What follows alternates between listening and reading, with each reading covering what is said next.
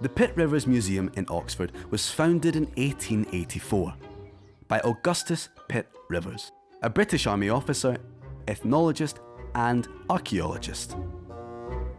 The displays were installed by its first curator, Henry Balfour, and catalogued by the anthropologist Beatrice Blackwood. And today, this eccentric and quirky space is like a trip back in time. It's crammed with around 55,000 objects on display, ranging from prehistoric hand axes and a witch in a bottle to a mask with movable eyes and a leaf-shaped dagger. And behind the scenes, the museum looks after another 550,000 items, cataloguing, conserving and studying the many different historic items it houses. The Pitt Rivers has often been described as a museum of a museum, feeling at once old and new, traditional and contemporary. The mix of styles is extremely popular, with visitor numbers climbing to over 500,000 in the last few years. A sensitive modernisation programme has included the installation of 170 metres of new displays. That's almost the length of 2 Big Bens. The addition of 1,500 new exhibits and the digitisation of 10,000 photographs. They've even lit up the whole space with tons of energy-efficient LEDs, transforming many of their displays. All of this shows that the Pitt Rivers is looking to the future. But to do so, it also needs to face up to its past. Like most 19th century European museums, the Pitt Rivers has its roots in colonialism. When it opened in 1884, the British Empire stretched from North America to New Zealand and included large parts of Africa and Asia. Other European countries, such as Belgium, France, and the Netherlands, had similar colonies.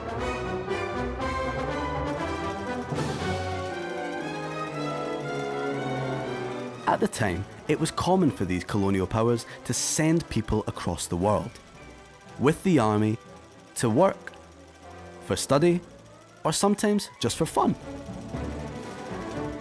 As they travelled, some even chronicled their experiences with the emerging technology of film.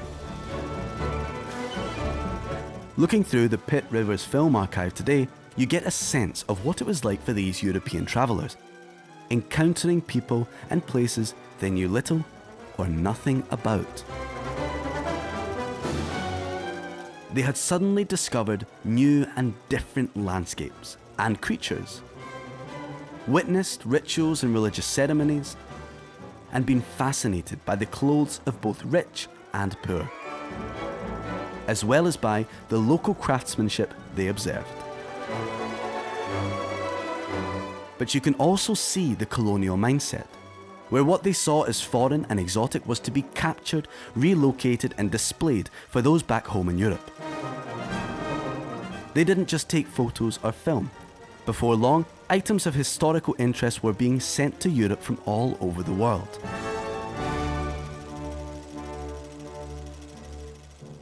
Much of the Pitt Rivers collection was acquired during the heyday of the British Empire, and the museum often reflected these imperial values.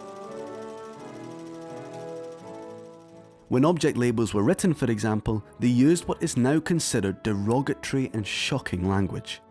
When challenged on this in the 1980s, the museum just painted the offending words out. But things are changing, and to make this change, the Pitt Rivers is inviting the world in. Now, other voices are pushing the museum to reassess its own history. Some of these are from places where objects in the collection originated. For example, a Maasai delegation from Kenya and Tanzania came to the Pitt Rivers in 2017. Working with the museum, they identified some objects that they considered to be problematic acquisitions. For example, a traditional bracelet, which was supposedly donated to the museum by a colonial administrator in 1904. According to the Maasai, this bracelet is a form of inheritance which cannot be sold or given, and which should be passed on from generation to generation. The Maasai people believe that bad fortune may have come upon the family from which it was taken. The Maasai Living Cultures Project is an ongoing discussion between the museum and the Maasai in how best to deal with these objects and the issues surrounding them. The Haida Nation have been involved in similar discussions. Representatives from Haida Gwaii, a group of islands between Canada and Alaska, have been in conversation with both the Pitt Rivers in Oxford and the British Museum in London to improve relationships between the Haida people and the museums holding their treasures. For over a century, Haida artifacts have formed an important part of the Pitt Rivers collection. This includes this Haida war helmet, with its carved and painted octopus, which the Haida believe was worn by prominent chiefs during battle or ceremonial war dances. And of course, there's the Haida totem pole, which has become a symbol of the museum. It's over 11 meters tall, the largest object in the collection, and shows seated figures and animals such as a bear, a frog, and a raven.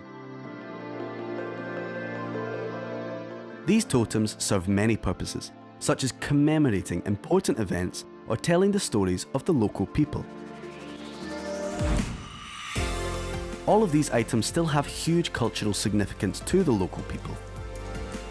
Something Haida artists Jalen and Gwai Edenshaw felt immediately when they first visited the Pitt Rivers in 2009. You always feel two ways when you're in a museum like that, because it's so awesome to be in the presence of all this old Haida things, but at the same time you feel a sadness because all those things were removed from our village, and by that removing has lost its purpose in our community. I didn't expect it actually, but when I walked into the room with the chief's headdresses, it was a very emotional experience, and it caught me off guard. You know, those pieces felt like they were lost. The importance of these items isn't limited to the objects themselves. They tell us a huge amount about the cultures they come from. Take the Great Box, for example, part of the Pitt Rivers collection since 1874. We don't know exactly what it was used for, but we do know it is a masterpiece of Haida Nation craftsmanship.